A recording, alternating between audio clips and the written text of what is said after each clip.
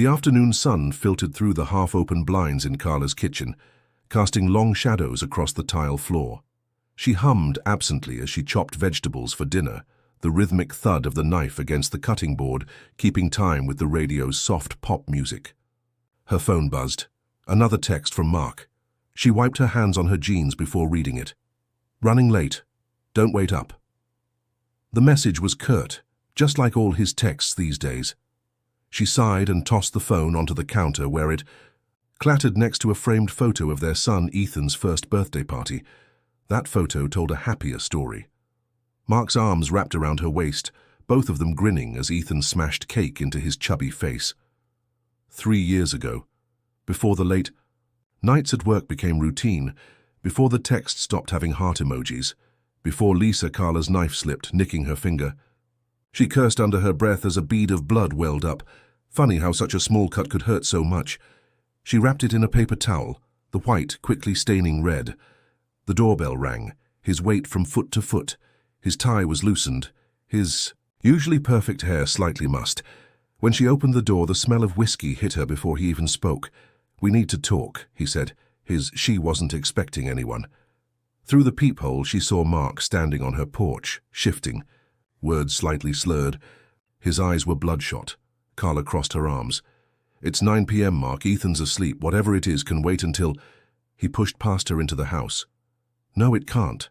The argument started quietly at first, hissed accusations about child support, payments about parenting time, about Lisa. But with each exchange, their voices grew louder. "You're just jealous," Mark spat. Carla laughed bitterly. "Of what? Your midlife crisis? Your 20-something secretary who—" The slap came fast. Carla's head snapped to the side, her cheek burning. She touched it gingerly, shocked. Mark had never laid a hand on her before, not even during their messiest fights. Something in his expression changed then. The anger gave way to something colder, more dangerous. His gaze flicked to the knife block on the counter, to the blood still seeping through Carla's makeshift bandage. When he moved, it wasn't toward her. It was toward the knives. Carla backed up until her hips hit the kitchen table. "Mark, don't." The first stab took her in the stomach, the second, the chest.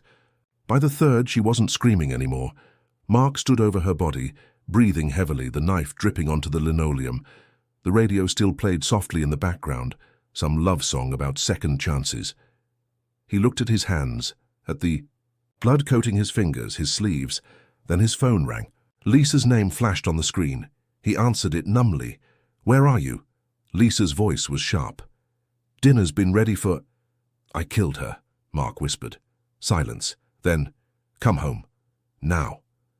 The next few hours passed in a blur. Mark remembered driving, remembered Lisa helping him strip off his bloody clothes, remembered her burning them in the backyard fire pit.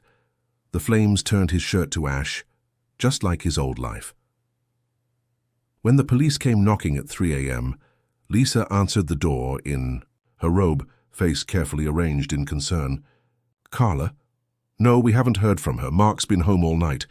But the detectives noticed the way Mark's hands shook, noticed the fresh scratches on his arms, noticed how Lisa wouldn't meet their eyes.